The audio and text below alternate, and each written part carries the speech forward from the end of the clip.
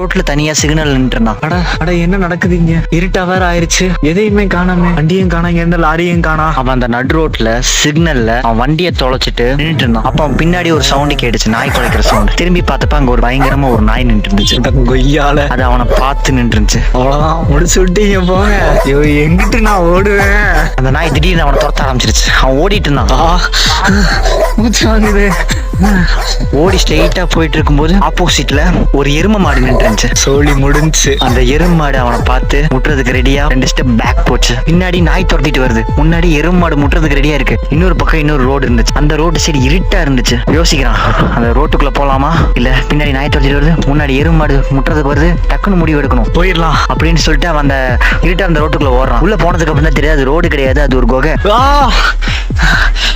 விழுந்துட்டானே. நல்ல வேலை நான் எரும மாடு பின்னாடி வரல அப்படின்னு அவன் நினைக்கிறதுக்குள்ள அவன் முன்னாடி ரெட் கலர்ல கண்ணோட கை